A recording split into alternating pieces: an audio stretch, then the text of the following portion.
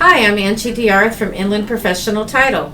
We are a locally owned and operated title and escrow company serving Spokane and Okanagan counties.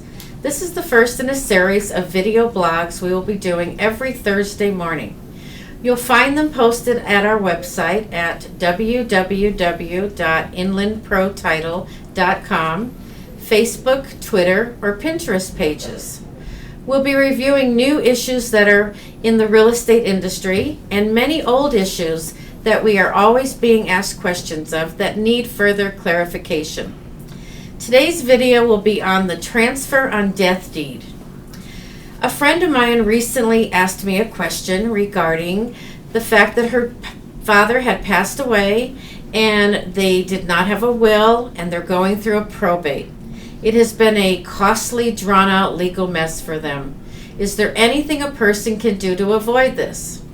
I told her that's a great question, and yes, there is another choice out there.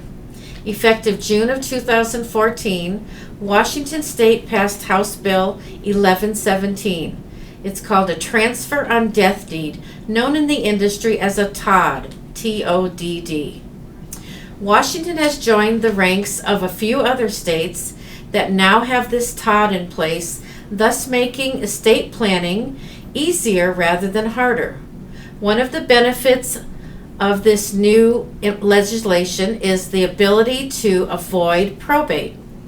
The basic premise is that a real property owner, called a grantor, may execute a deed to their intended beneficiary, called the grantee, and it is not effective until the actual date of death of the grantor.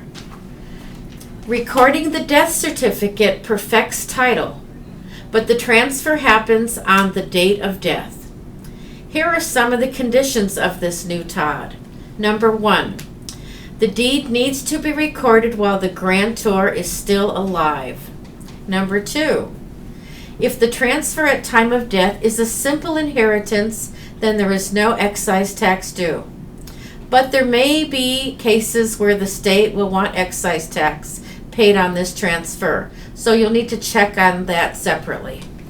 Number 3, the grantor can revoke or change the transfer at any time prior to the death of the grantor. So if I were to do this transfer on death deed to both of my children, and then something changes in the future and I wanted it to go to only one, then I could change it at any time. Number 4, there is no notice requirement provisions to the grantee. So yes, it can be a total surprise to your beneficiaries. Number 5, there are provisions for rejection just in case these intended beneficiaries did not want the property. Number 6, and here is one major drawback to the act.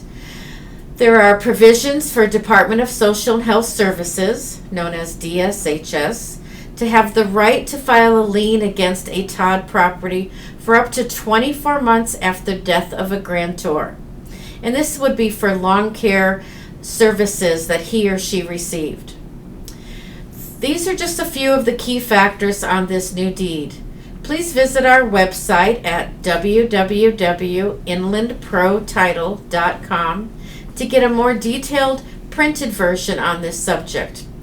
Always remember to contact your estate planner or attorney for additional advice when making this decision.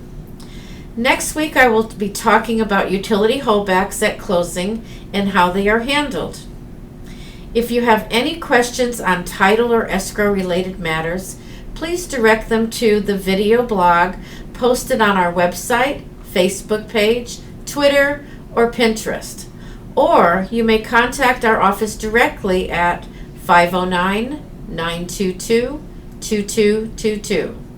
Thank you so much for choosing Inland Professional Title.